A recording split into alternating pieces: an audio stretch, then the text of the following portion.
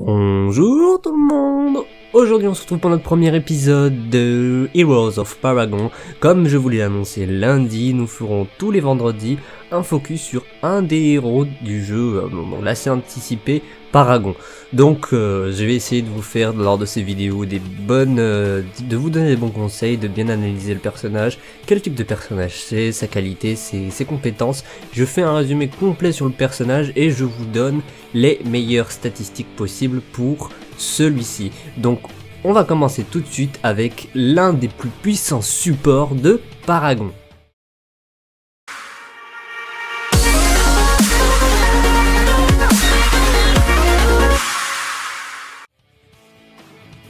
Pour notre épisode 1, j'ai choisi de vous parler de Muriel, mon personnage préféré.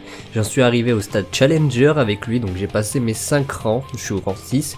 J'ai eu mon skin Challenger avec mon titre, comme vous pouvez le voir à l'écran. Je vous ai mis l'aspect du skin en lui-même, donc il y a un petit décalage sur couleur, on passe plus sur un blanc nacré et un bleu pour les parties mécaniques que je trouve assez sympa, c'est sobre. À voir le skin maître que je n'ai toujours pas vu, je n'ai vu personne le porter, donc j'essaierai de vous le débloquer rapidement pour vous mettre un petit screen sur Twitter.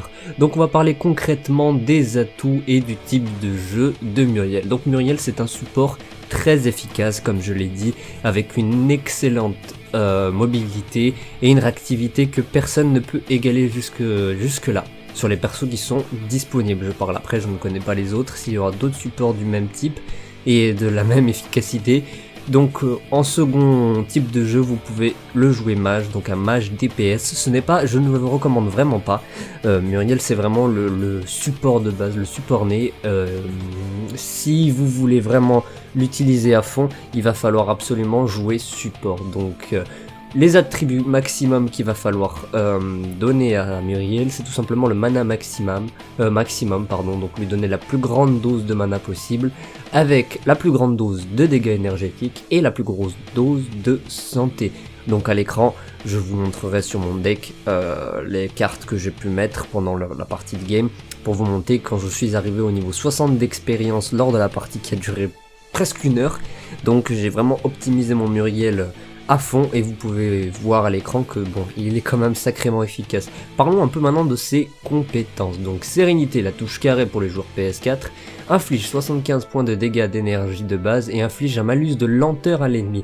Donc vous voyez déjà que la première attaque de Muriel est consacrée aux dégâts énergétiques. Donc c'est 75 points de dégâts primaires, donc à la base.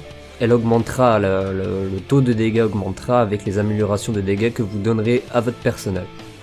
Pour la seconde touche, la seconde compétence qui vraiment la rentre dans le cadre du support, c'est Terre consacrée, donc la touche rond, déploie une bulle de zone ajoutant un bouclier de plus 100 aux alliés, un bouclier, je rappelle, de bouclier physique, donc aux alliés qui se trouvent dans cette zone, ainsi que 60 points de dégâts d'énergie de base aux ennemis lorsqu'elle éclate. Donc toujours 60 points de dégâts de base qui augmenteront si vous augmentez les dégâts énergétiques lors de votre choix sur votre deck. Pour ce qu'il en est de la troisième compétence, empressement R1, une orbe appliquant plus 135 points de bouclier physique là une cible lorsqu'elle est touchée, donc c'est une cible alliée, donc vous pouvez la jeter par terre pour vous ou directement viser un de vos alliés.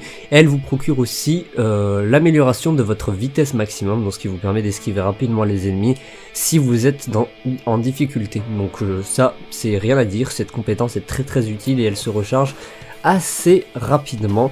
Donc ce qui vous permettra d'aider vos amis qui sont dans le besoin, de les faire reculer, de faire un retrait stratégique si nécessaire, et vous, si vous êtes dans le besoin, de pouvoir vous extraire d'une zone beaucoup plus facilement pendant les secondes où la vitesse est augmentée. Pour ce qu'il en est de la quatrième compétence, Orbe, l'attaque de base, qui est logée à 50 points de dégâts énergétiques de base, donc c'est pas beaucoup au début. C'est vrai que vous, comme vous êtes support, vous n'êtes pas censé faire du kill ou vraiment porter beaucoup de dégâts sur vos attaques, ce qui peut rendre le jeu assez compliqué pour les personnes débutant sur un MOBA.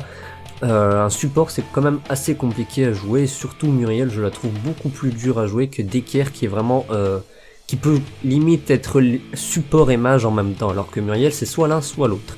Donc comme je disais, les dégâts de base à 50 points qui augmenteront si vous ajoutez des cartes sur votre deck qui augmentent vos dégâts énergétiques.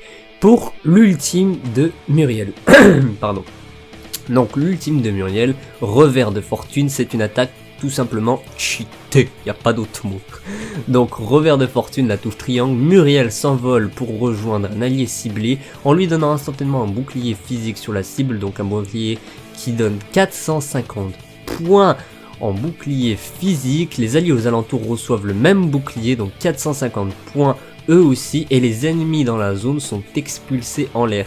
Donc je vous explique, si votre copain est vous êtes joueur sur ligne de gauche, votre ami est en très grosse difficulté sur la ligne de droite, vous n'avez qu'à faire triangle, le cibler, et instantanément il est protégé, vous pouvez l'évacuer en une fraction de seconde. C'est n'importe quoi, c'est vraiment pour ça que Muriel est le plus puissant des supports pour le moment. Il n'est pas comparable à Decker qui emprisonne, qui est plutôt un aspect stratégique lors du combat. Là, Muriel s'adapte à toutes les situations, que vous devez évacuer un allié dans le besoin qui est débordé sur sa ligne, ou tout simplement pousser l'attaque de vos alliés sur une tour ou sur un inhibiteur, sur le noyau ou sur un regroupement d'ennemis. Vous apportez tous les besoins que vos alliés peuvent avoir grâce à vos perks, vos bonus de bouclier et de vitesse surtout. Donc la restauration, le bonus de base, donc vous avez automatiquement. Tous les alliés disposant d'un bouclier physique, donc les boucliers que vous distribuez grâce à vos compétences, sont améliorés. Non, pardon, excusez-moi, je me suis embrouillé. Donc je reprends. Restauration bonus de base. Tous les alliés disposant d'un bouclier physique ont une régénération de santé améliorée. Donc voilà. On a fait le tour des compétences, donc comme je vous l'ai dit, Muriel est vraiment le support par excellence. On peut pas le comparer à un autre, et pour le moment, personne ne lui arrive à sa cheville. C'est compliqué de jouer avec, je l'accorde. Si vous n'êtes pas adepte du MOBA, et que vous n'avez même jamais joué avec un support, vous allez vraiment galérer au début.